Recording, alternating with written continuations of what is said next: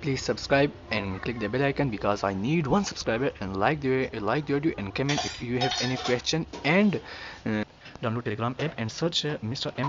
MRWIP, search Mr. Whip and click here on the public channel, and you have every question your problem will solve here. Okay, thanks.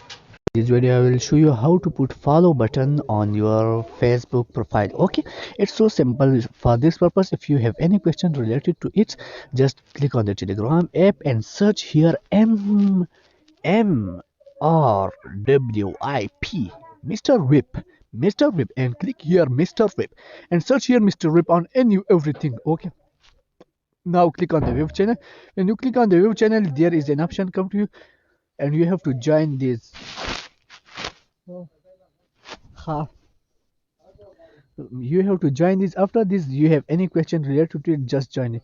Now click on the Facebook app, and after this, when you click on the Facebook app, go to the setting, and in the setting you have to click on the setting and privacy, and setting and privacy you have to click on the setting. When you click on the setting, just click you have to need here to just go to the how people can find your contact. Okay, just click here. When you click here, what thing you need, who can send you friend request, this is the best option.